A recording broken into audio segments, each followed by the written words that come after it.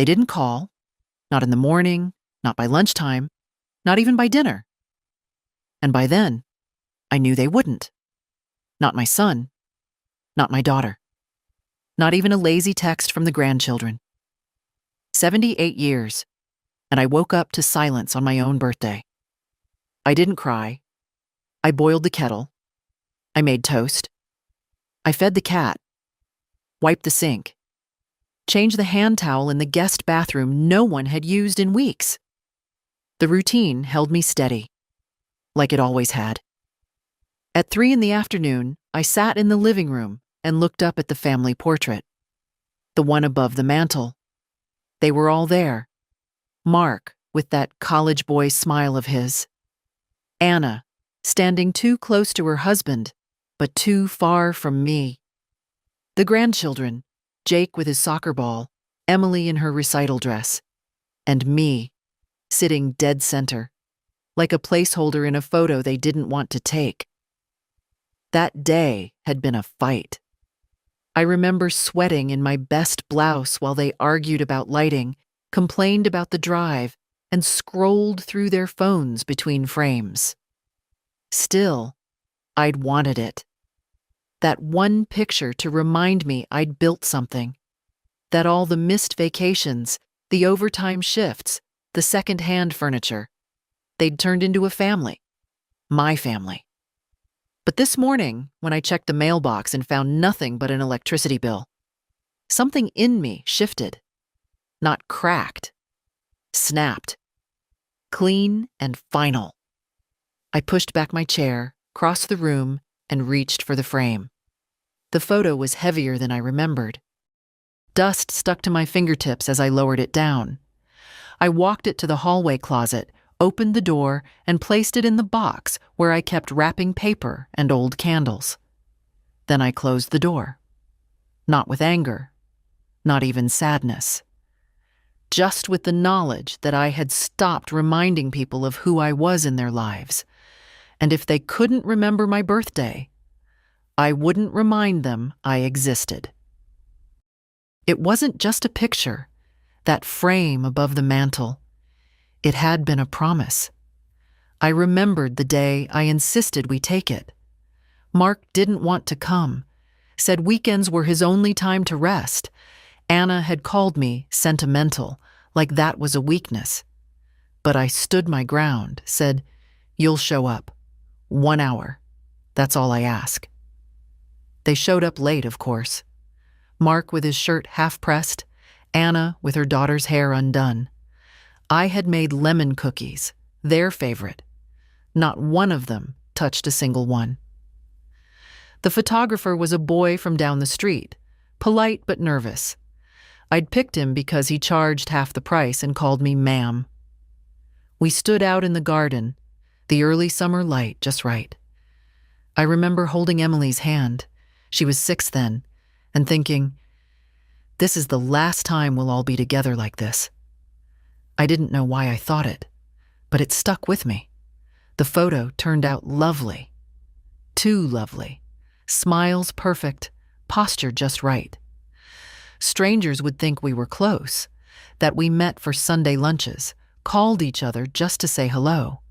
They'd never guess that Anna hadn't hugged me in 5 years, or that Mark only visited when he needed help with taxes. I hung the picture anyway, right there above the fireplace, like a medal I wasn't sure I'd earned, but desperately wanted to believe in. Over time, it became a fixture. Guests would glance at it and say, "What a beautiful family." And I'd nod and say, "Thank you." Even if, by then, we were barely speaking. Funny thing is, I used to dust it more than any other frame in the house. I'd wipe the glass gently, straighten it if it leaned, like maybe the care I gave it would somehow reach them. A signal. I'm still here. I still care. But yesterday, when I took it down, the wall looked bare but honest. The ghost of a picture hook remained, a little scar on the paint. I left it there. Let it be seen. Let it remind me what I'd given and what had come back in return. Some things you fight for. Others you stop dusting. The phone rang the next morning, around 10. I was steeping tea, watching the water cloud around the bag. Chamomile, no sugar, just the way I liked it before I started drinking what Anna insisted was heart-healthy green. I didn't pick up on the first ring, or the second. I let it ring 4 times before answering, just to feel like I had a choice in the matter. "Hi, Ma," Anna said, brisk as a nurse on shift. "Listen, I was wondering if you could come by tomorrow. Emily's got rehearsals and I have that client meeting. We could use you for a few hours." No hello. No, "How are you?" And certainly no mention of yesterday. I took a slow sip of tea. "Tomorrow?" I asked, as if checking my calendar, though the only thing on it was a circled birthday. Now 2 days passed, still blank of ink. "Yes, just for the afternoon. From 2 to 6, maybe 7. You know how Emily gets after school, and I don't want her home alone. Mark's working late, of course." I stood by the kitchen window, watching a bird pick at the feeder I'd filled that morning. Small, gray, determined. "I won't be able to," I said finally. There was a pause. "Oh, really?" She sounded thrown, as if the word no had come from someone else's mouth entirely. "I have plans," I lied gently. Another pause, longer this time. "Well, it's just, you're usually free." "I've decided to take some time for myself," I said, still watching the bird. "Make room for what matters." Anna made a small sound, a scoff hidden as a cough. "Right. Okay, well, I'll figure something out." I didn't offer a suggestion, didn't jump to fix her day. The call ended a few seconds later, stiff with confusion. Afterward, I sat down in the quiet kitchen and realized something. That may have been the first time I'd told Anna no without cushioning it with guilt or apology. No explanations, no offers to rearrange, just a simple refusal. And the world didn't end. I looked over at the mantel. Bare now. A line of lighter paint where the photo used to hang. The absence felt cleaner than the presence ever did. Like I'd finally told the truth without needing words. I spent the rest of the morning reading the book I'd been putting off for months. Not because I didn't want to read, but because every time I picked it up, someone called, needed something, wanted me somewhere. Expected me to perform mom or grandma like a role in a play that no one watched but everyone demanded. I was 3 chapters in when the doorbell rang. Not many people came by without warning anymore. I opened the door cautiously, half expecting a delivery. It was Mrs. Lowry from next door. She was holding a casserole dish in both hands, her gray curls tucked under a knitted cap. "Just made extra," she said. "Thought you might want something warm." I blinked, caught off guard. "That's very kind." She smiled. "Saw the porch light on late last night. Figured you might have had a rough day."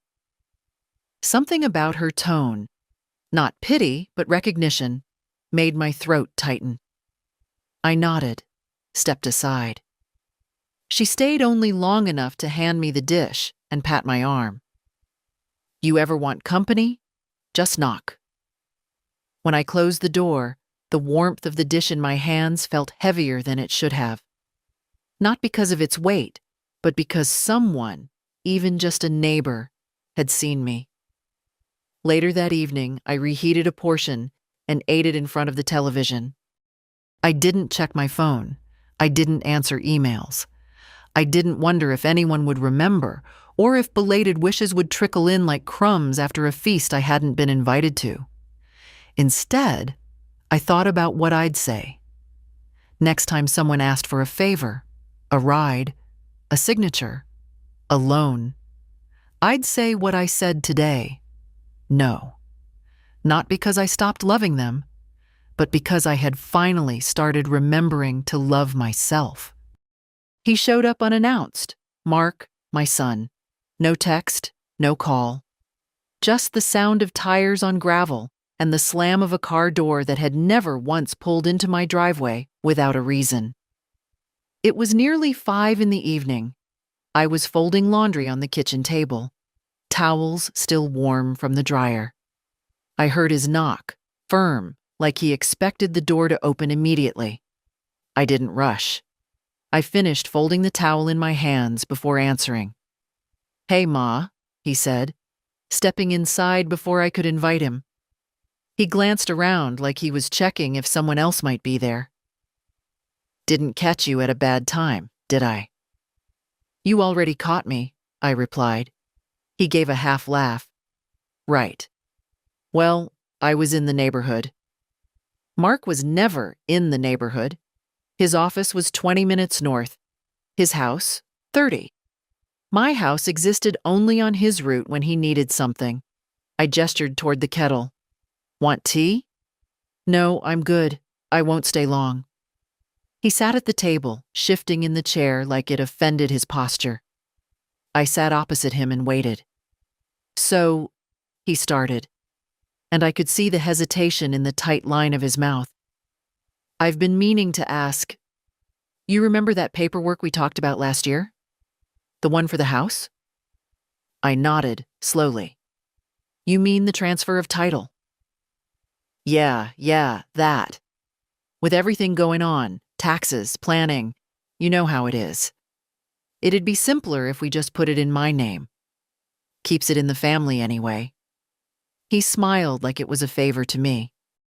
"Why now?" I asked, keeping my tone light.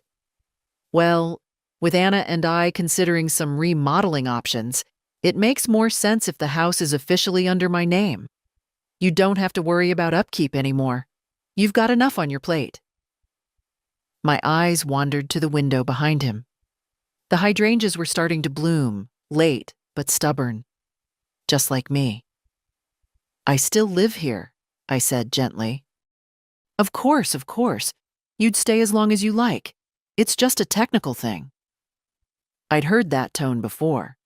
That calm, efficient voice he used with clients, with waiters, with people he thought he was smarter than. "Have you had dinner?" I asked suddenly.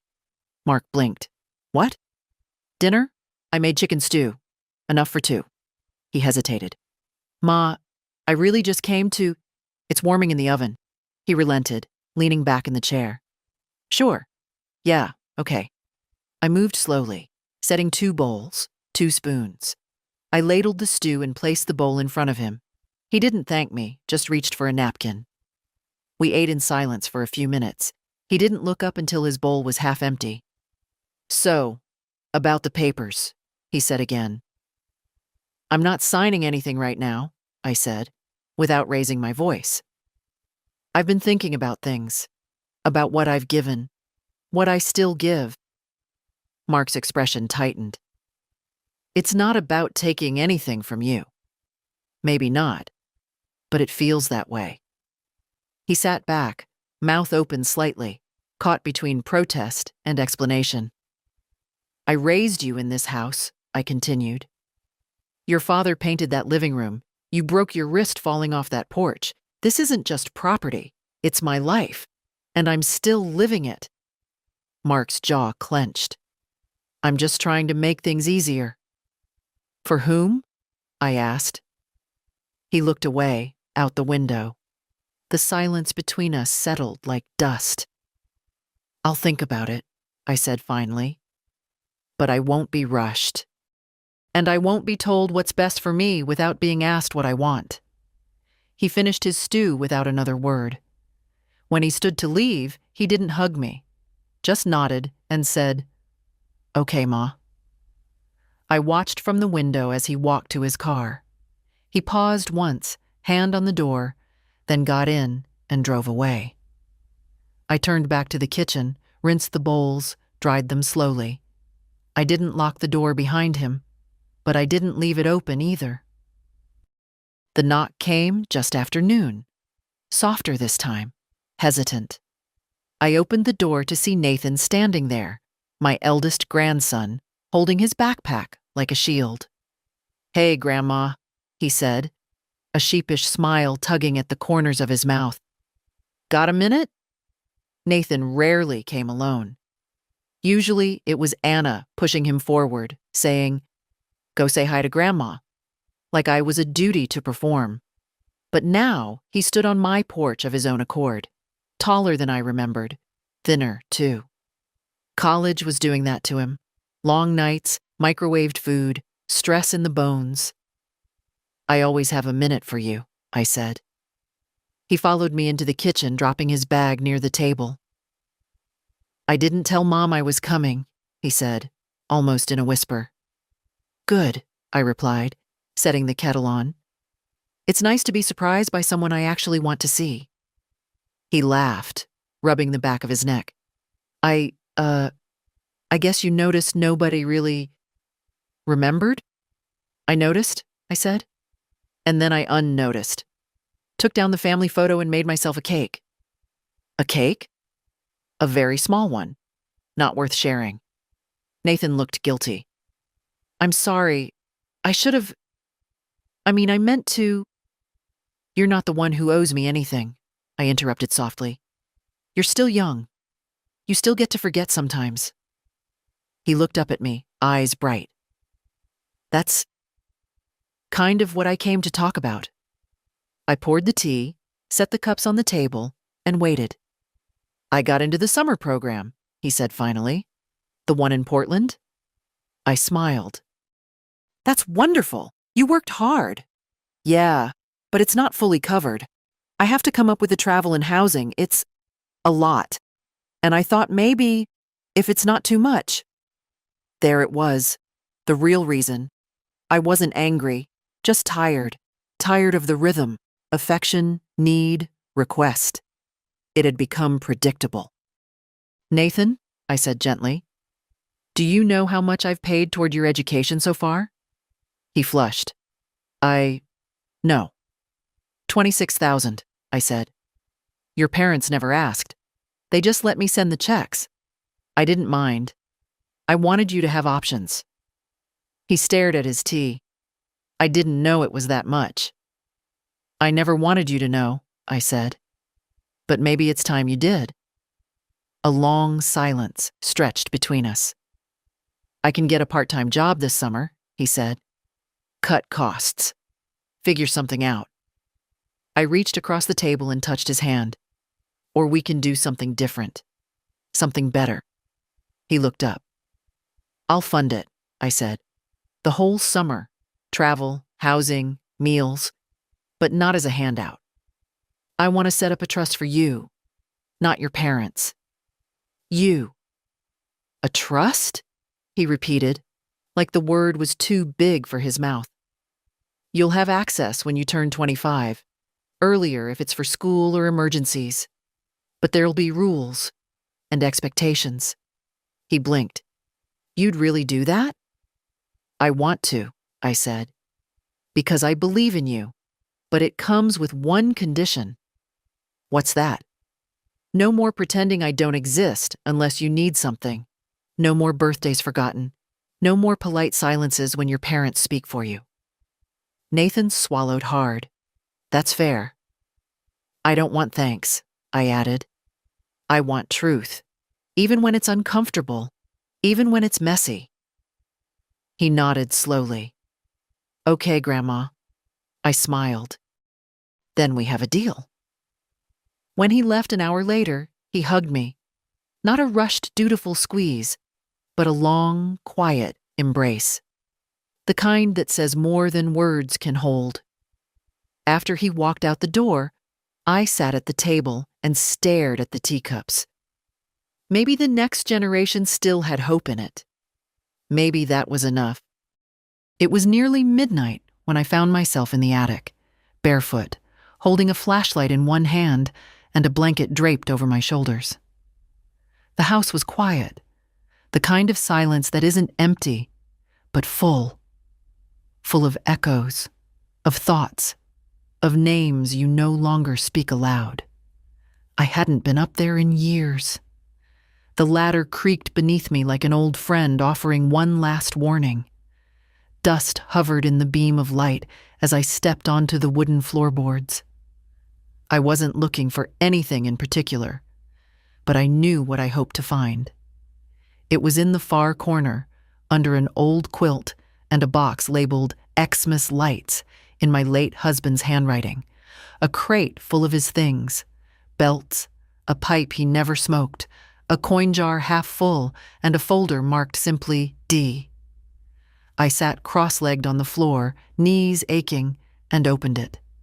Inside were drawings, plans, scribbled numbers. Derek had been a carpenter by trade, but a dreamer at heart.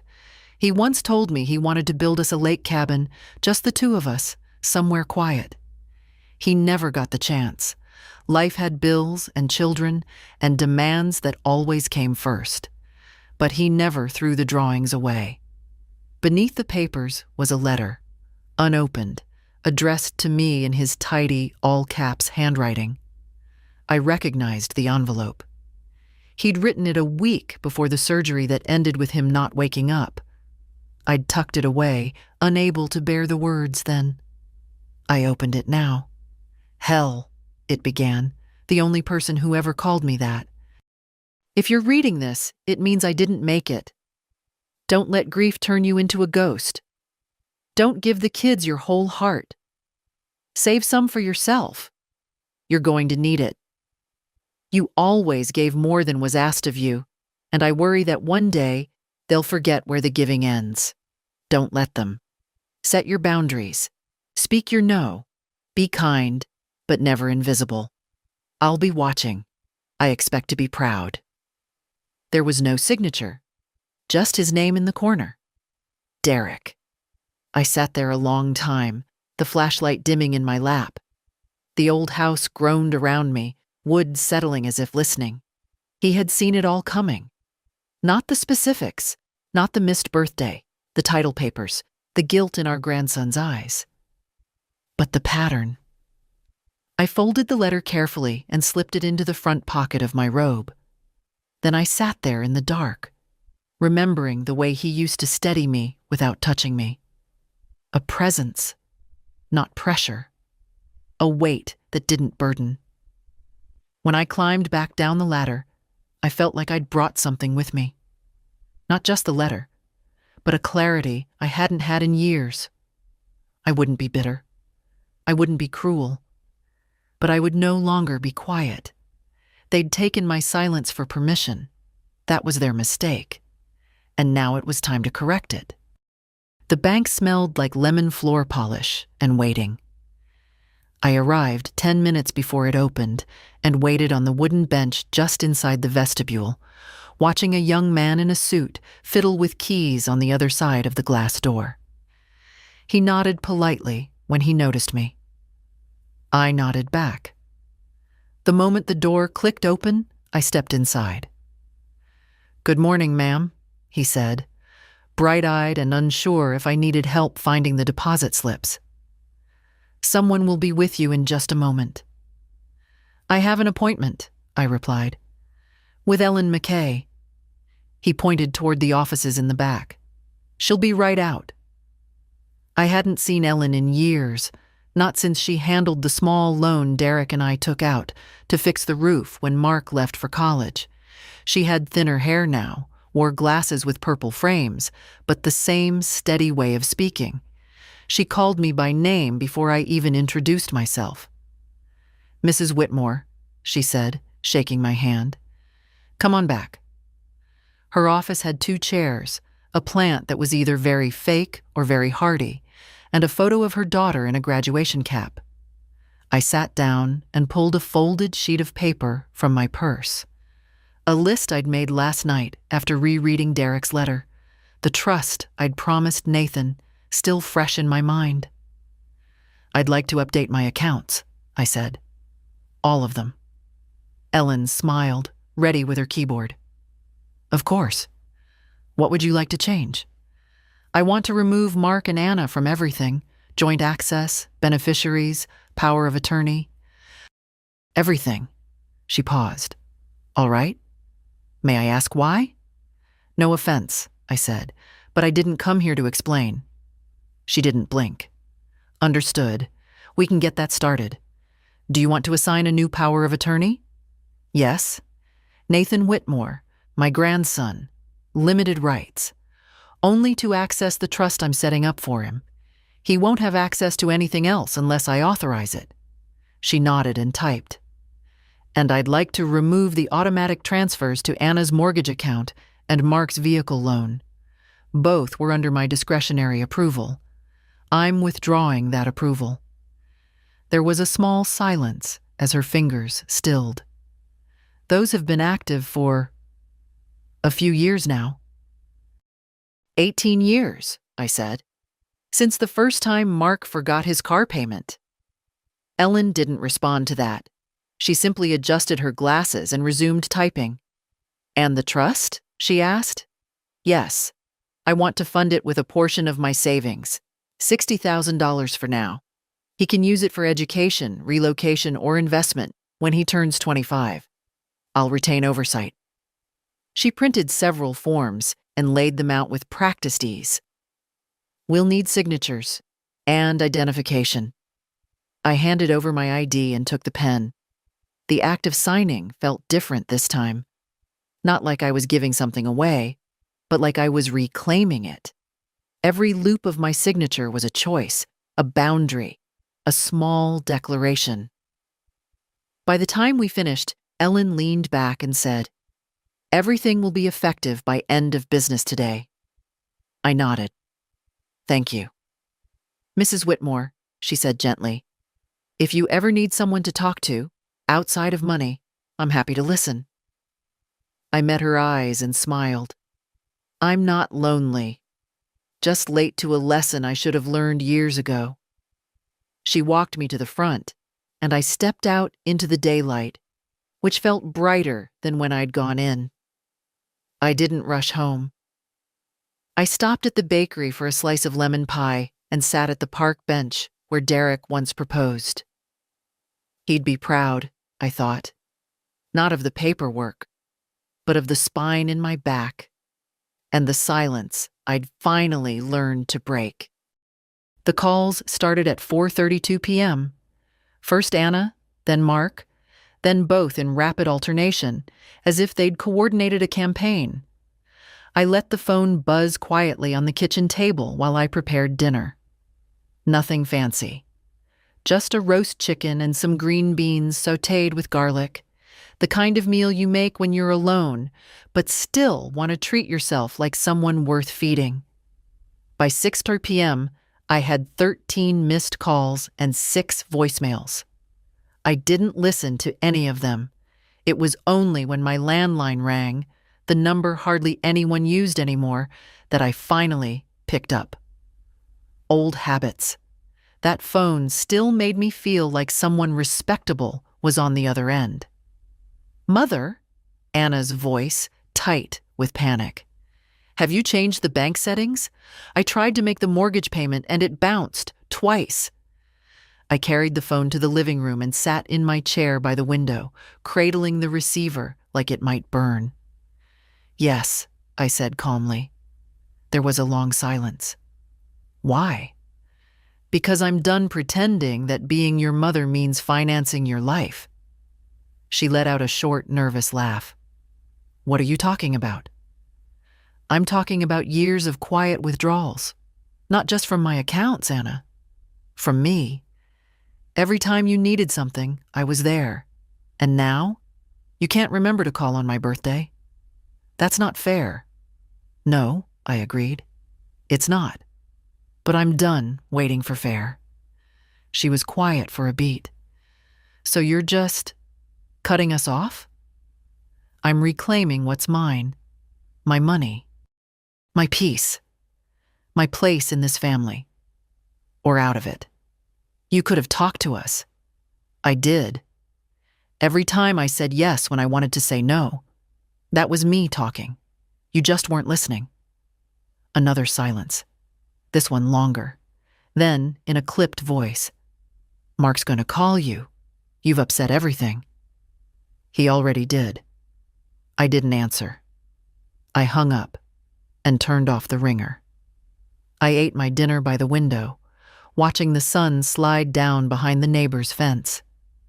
The phone flashed once or twice in the other room, but I didn't move. By 8:15, there was a knock at the door. I didn't need to guess who it was. I opened it slowly and found Mark on the porch, shirt unbuttoned at the collar, jaw tight. "You changed everything at the bank," he said. No greeting. "I did. No warning? You've had plenty. You just didn't see it." He looked past me, into the hallway, like maybe someone would step out and tell him this was all a mistake. "So that's it? You're cutting your own children off?" "I'm redefining what I owe and what I don't." He stepped back, eyes narrowed. "You'll regret this." I nodded slowly. "Maybe. But not today." Mark stared at me for a moment longer, then turned and walked to his car, slamming the door harder than necessary.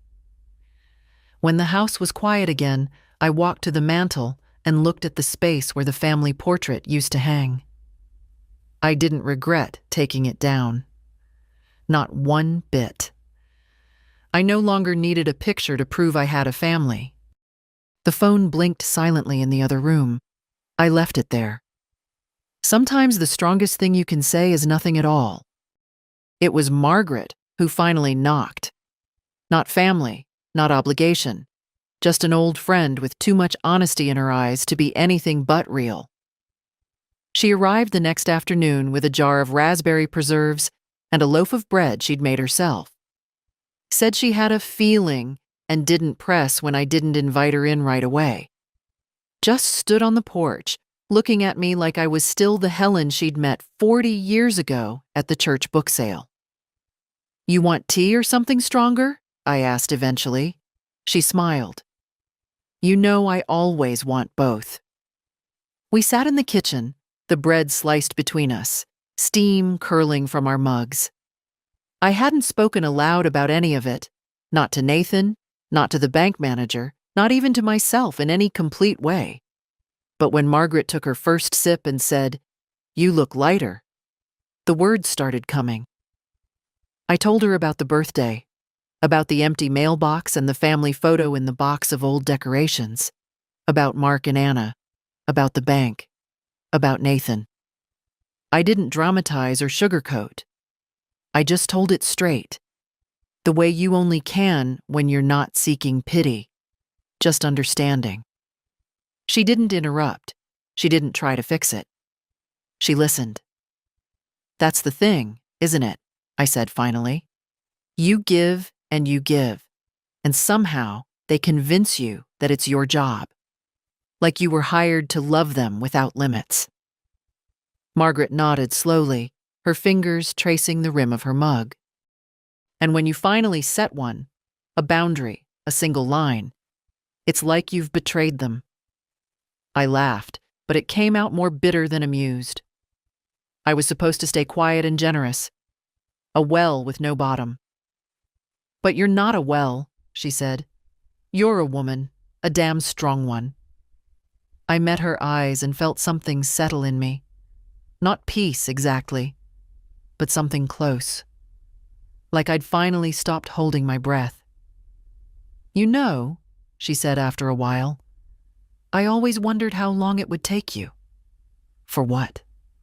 "To stop being the quiet saint and start being Helen again." I looked at her.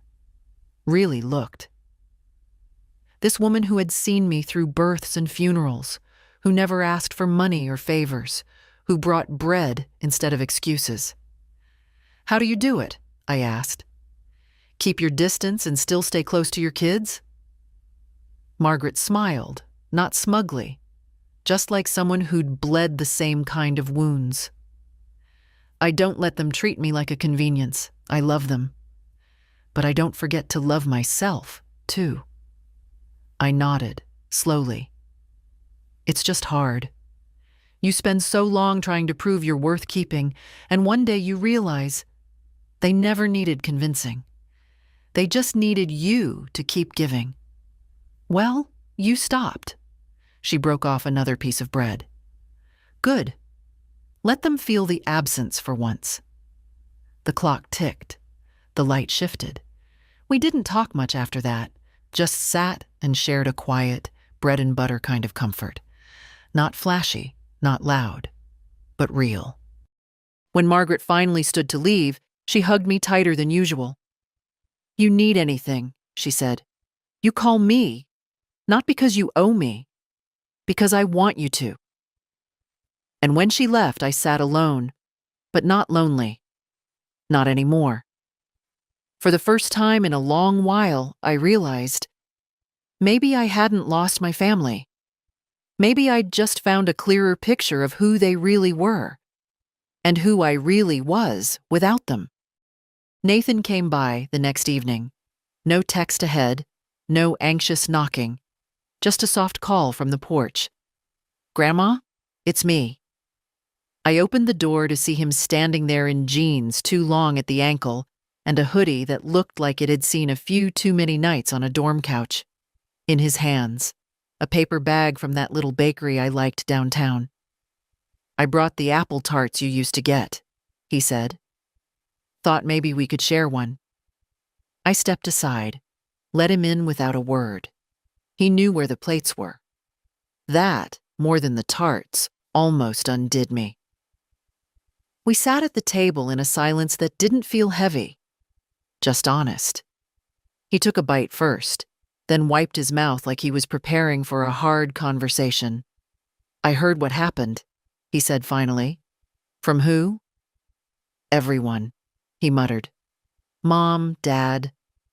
Uncle George even called, like I'm supposed to fix it." I took a small bite. The tart was warm, a little too sweet, but familiar in a way that caught my chest. "They're angry," he said. "You know that." "I know. They think you've lost your mind, that someone's influencing you, that maybe you're, I don't know, depressed." That made me smile, a bitter little thing. "I'm not depressed, Nathan. I'm awake." He looked down at his plate, then up again, eyes clear. "I told them they were wrong." "Did you?" "Yeah. I said maybe you just got tired of being invisible." For a moment, neither of us spoke. The sound of the clock on the wall ticked louder than usual. "I'm proud of you, you know," he said. I shook my head slightly. "That's not your job." "Maybe not, but I am." I stood, walked over to the sideboard, and opened the top drawer. From inside, I pulled a manila envelope. Thick, sealed, ready. I laid it on the table between us. "What's this?" he asked, touching it gently. "Your future," I said. "Or at least a part of it. It's the paperwork for the trust. The one we discussed." He froze. "You actually did it?" "I did. 60,000 to start. More if needed. You won't have full access until you're 25, but you can use it for school, relocation, or if life throws something at you and you don't want to go crawling to people who think support is a negotiation." He looked stunned, like he wanted to argue or thank me or say something grand. I stopped him. "There's one condition." "Anything." "No pretending," I said. "If we're in each other's lives, it's by choice, not guilt, not performance. You can disagree with me. You can be mad, but you don't get to vanish when it's easier." He nodded slowly. "Deal." "And one more thing," I added. "This doesn't make you my favorite. It makes you the only one who asks the right questions." His laugh broke something loose in the room. "I'll take it."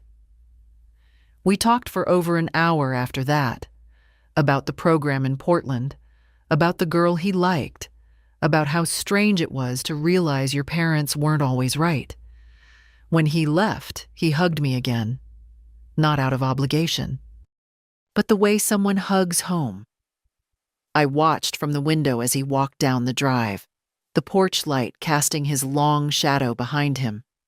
The trust was just money, but the agreement? That was something more. A beginning. On my terms. The card came in the mail 2 days later. Pale blue envelope, my name written in Anna's careful, looping script. The kind she used for holiday labels and thank you notes to her husband's clients. I held it for a while before opening it. There was no return address, no decoration, just the card inside. A pale watercolor flower on the front. Inside, 2 lines. We're sorry for forgetting your birthday. Let's make it up to you. Dinner this Saturday, our treat. The whole family. No name, no signature. Just we. The same we that always meant her and Mark, speaking in one voice when it suited them. A team, a front, a united front against what? Accountability? I didn't RSVP. I didn't call. Saturday came anyway. At 6:30, a black SUV pulled into the driveway. Anna got out first, in heels too high for the season, clutching a foil-wrapped tray. Behind her, Mark emerged, wearing a blazer he reserved for dinner parties. Jake and Emily stepped out last, dressed nicer than usual, looking anywhere but at the front door. I was sitting in the living room, lights dimmed, book on my lap, window cracked just enough to hear them hesitate at the porch. Maybe she didn't see the card, Anna whispered.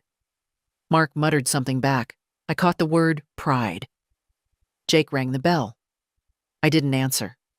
They stood there a few minutes longer.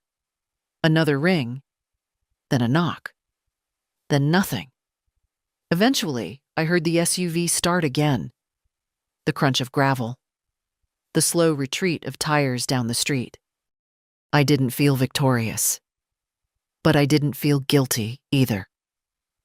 Later that night, the doorbell rang once more. A softer sound this time, like someone unsure if they had the right house. When I opened it, it was Emily, alone. She stood on the porch in a soft gray coat, holding a Tupperware container. Hi, Grandma, she said. They're at dinner. I told them I forgot my phone at home. I stepped aside. She came in quietly, set the container on the counter and said, It's just lasagna. Mom said not to bring it, but I thought, maybe you'd want something warm later. I studied her. 17 now. Awkward in a way that had more honesty than artifice. Her voice didn't carry her mother's clipped edges or her father's exhaustion. You remembered my birthday? I asked. She nodded. I wrote a card, but Mom didn't send it. She said, well, never mind what she said. I reached out, touched her arm. Sit down. We ate at the kitchen table. Not the lasagna. Cookies from a tin, the kind she used to help me bake when she was 8. She told me about school, about how she hated choir now, about her best friend who dyed her hair green without asking her mom. I listened, the way I always had, and didn't ask for more than she offered. When she stood to leave, she hesitated at the door. Grandma? Yes, sweetheart. I know they messed up. I don't want to pick sides. You don't have to, I said softly. Just keep showing up. That's all I ever wanted. She hugged me tightly, and for a moment, I allowed myself to believe that maybe, just maybe, some parts of the story were still being rewritten. Not because they deserved a second chance, but because I did. It was Diane who called first, not a family member, not an old friend, but my next-door neighbor from 2 houses down, the one with the wind chimes that never stopped clinking, and the marigolds she replanted every spring like she was trying to outbloom the year before. Thought you might be tired of your own company, she said. A few of us are getting together tonight. Nothing fancy. Just soup and stories. I almost said no. I'd grown used to the hush of the house, the rhythm of quiet evenings, but something in her voice made me pause. Not pity, not nosiness, just warmth. I'll bring bread, I said before I could overthink it. 6 women sat around Diane's living room that night, all over 60, some well over. None of them wore makeup. All of them wore thick socks. Someone brought a pie. Someone else brought stories about grandchildren and leaky plumbing and which bones hurt worse in the rain. They made room for me without fuss, as if I'd always been part of the circle. I took the spot by the bookshelf, placed the bread on the table, and listened. For the first hour, I didn't speak, just nodded and laughed when they did, taking in the way they teased each other, how their silences didn't feel awkward, how no one tried to fix or outshine anyone else. At some point, Nora, a sharp-eyed widow with a voice like gravel and molasses, turned to me and said, "You've been quiet, Helen. You got a story for us?" I hesitated, then shrugged. "I used to think birthdays were about cake and cards." A few of them chuckled. Someone said, "Weren't they?" "Maybe. But now I think they're just a yearly audit," I said. "A moment where you get to check your balance sheet. Who's still around? Who shows up? Who doesn't? What kind of woman you've been, and whether that's who you want to keep being." They went quiet then, not unkindly, just letting it settle. "That's a better definition than anything Hallmark ever came up with," Diane finally said. Gloria, a retired nurse who always wore bangles, leaned forward. "So, who didn't show up this year?" "My whole family," I said simply. "Not one call, not even a lie to cover it, and now they're sorry, loudly and inconveniently." Nora raised an eyebrow. "And what did you do about it?" "I took down their picture," I said. "And then I started putting my name back on my own life." A murmur of approval rippled through the group. Diane passed me a second helping of soup. "Well, happy birthday, Helen." "To Helen," someone echoed, raising a mismatched tea mug. I smiled, not from politeness, but because it felt good. Not flattery, not praise, just recognition. They didn't ask for details. They didn't ask for forgiveness on behalf of people who hadn't earned it. They just passed the bread, refilled my cup, and let me sit among them without explanation or justification. It was one of the best evenings I'd had in years. On the walk home, the cold air didn't bother me the way it used to. The porch light glowed softly, and the wind had knocked a few leaves against the screen door. I stepped inside and closed the door behind me, heart full but unburdened. There was no voicemail waiting, no last-minute apology from Mark, no surprise visit from Anna.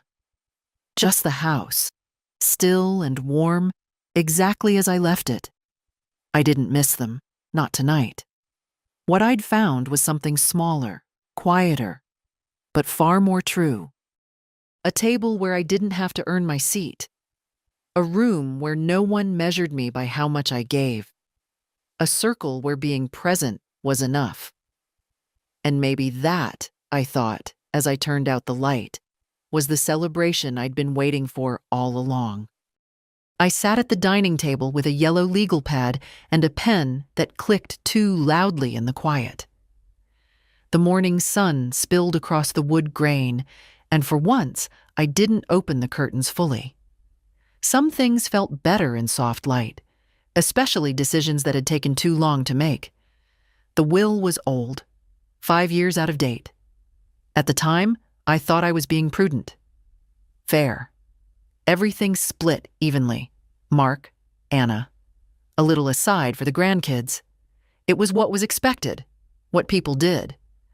You raise children, you build a life, and then eventually you leave it behind like a folded note with your signature at the bottom.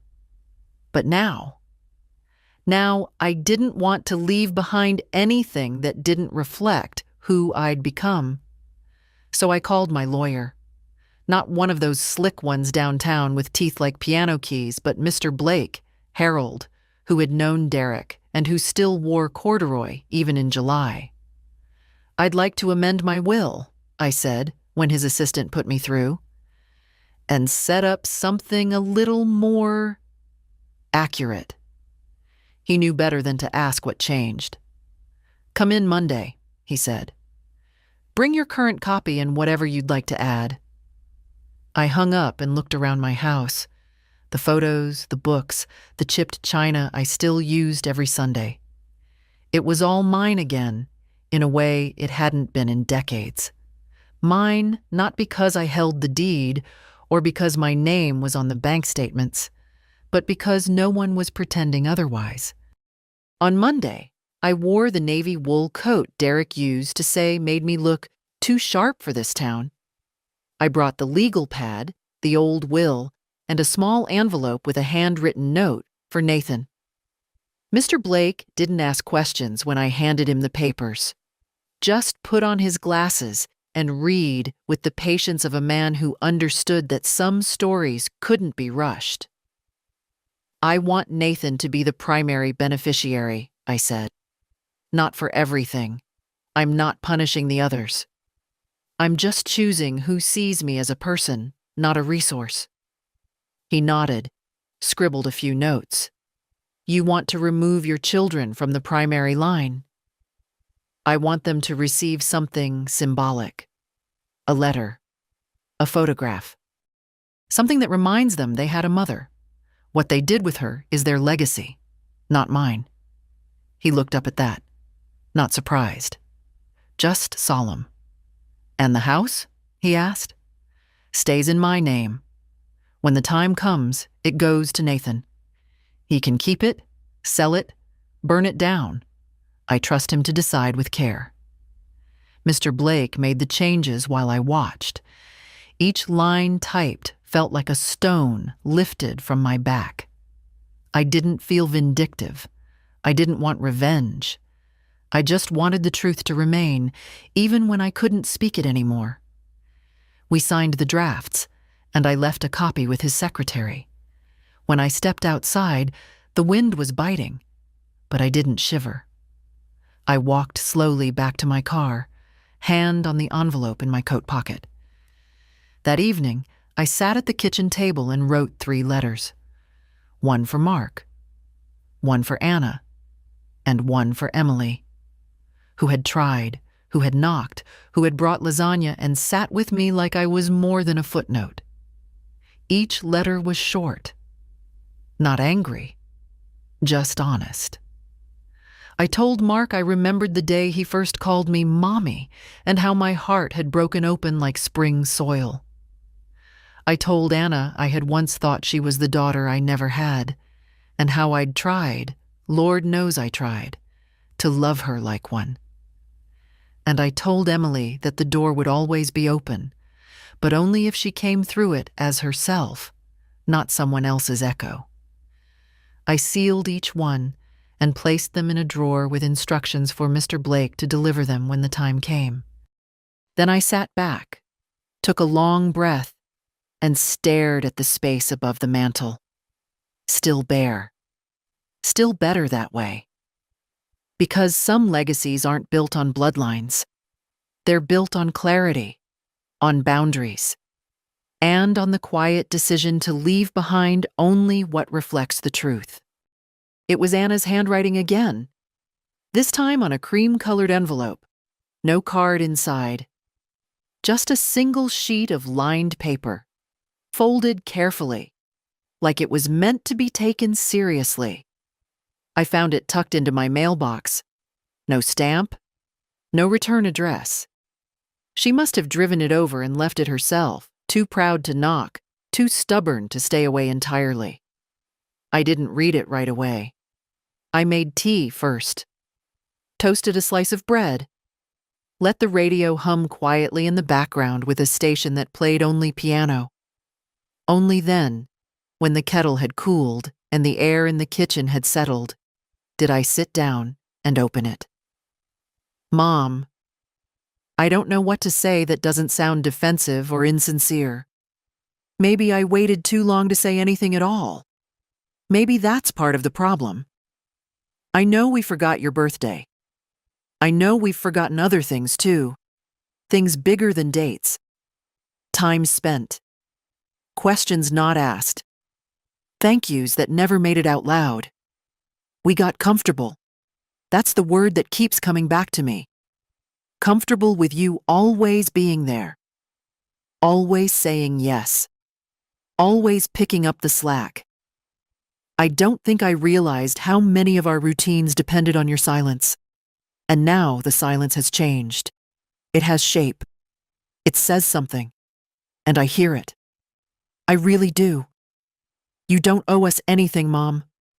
But I hope it's not too late to try being something other than what we've been. I'm sorry. For forgetting. For assuming. For shrinking you down into someone who didn't need thanks. Love. Anna. I read it twice, then folded it and placed it under my mug like a coaster, letting the weight of my tea warm it through. It wasn't perfect. It wasn't dramatic or poetic. But it was the first time I'd seen an apology that wasn't wrapped in demands. I didn't call her. Not that day. Maybe not tomorrow either. But I didn't tear it up. Didn't tuck it into a drawer to be forgotten with old receipts and warranty slips. I left it there, on the table, where I'd see it. Where I could decide, in my own time, what to do with it. Later, while washing dishes, I thought of something Derek once said. Years ago, when we were first married, back when forgiveness was still a skill we were both learning. Not everything has to be mended right away, he'd said, wiping his hands on a dish towel. Some things heal better when you let them breathe first. That night, I opened the window before bed. The air was sharp with late spring chill, and the moon hung low over the neighbor's garage. Somewhere down the street, a dog barked twice and went quiet again. I didn't feel peace exactly, but I didn't feel alone. Not in the way I used to, where silence meant being unseen. This silence was mine, earned, intentional, and I was learning to trust it. I thought of Anna's letter, of Emily's lasagna, of Nathan's envelope still waiting in the desk drawer, untouched, sealed, a future promised without strings. They were learning, slowly, clumsily, but the wheel had turned. They had felt the weight of my absence. And maybe, just maybe, they were beginning to understand that love doesn't mean saying yes to everything. Sometimes it means saying no with both feet planted, both hands still, and a heart finally done begging. I turned off the light and let the darkness come in quiet and clean. One more chapter left, and it would be mine to write.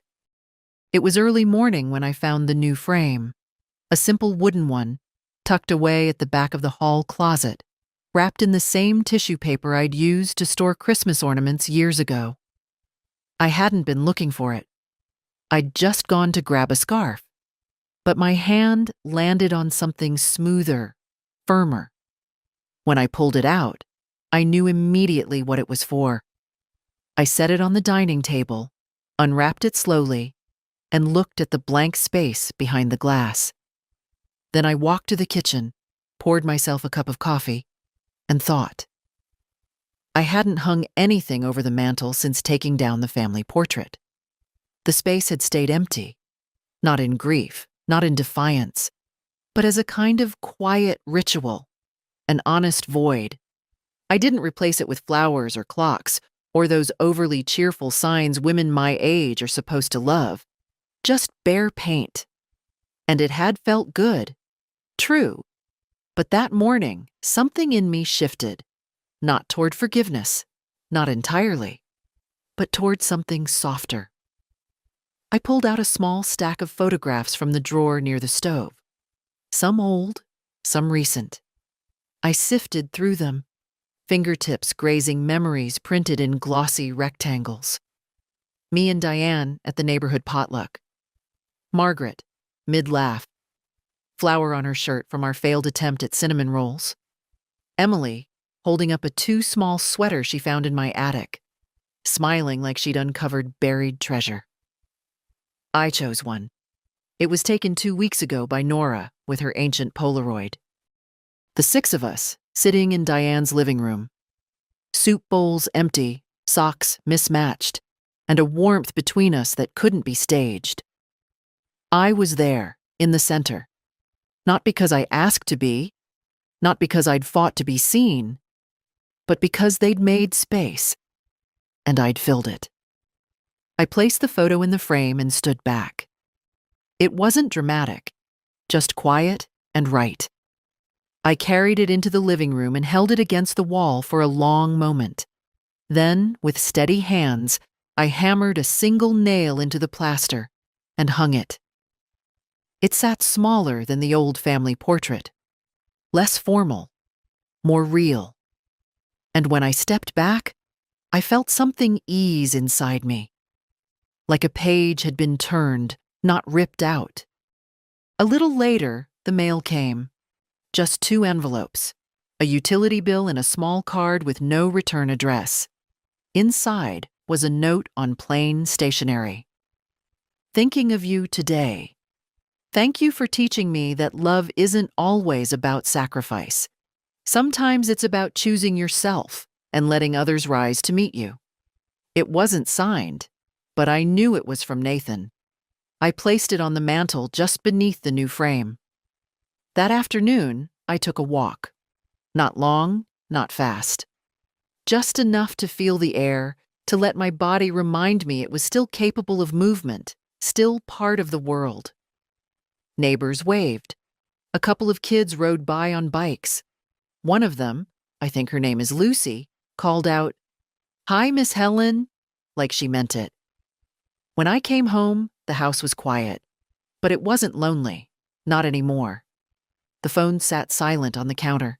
No new messages, no apologies, no demands. Just the soft hum of the fridge, the tick of the clock, and a woman, 78 years old, standing in a room she had taken back, one choice at a time. At dinner, I lit a candle, just one, not for company, not for memory, but for presence, for myself. After eating, I sat in my chair by the window and opened my notebook.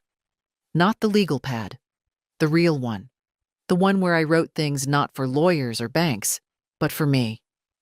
And at the top of the next blank page, I wrote, "This is what comes next." Then I began to write, not what I owed, not what was taken, but what was still mine to build. If you've read this far, thank you. And if something in these words settled inside you, even quietly, leave a comment or share it. Stories like these are how we remind each other we're not invisible. Not yet.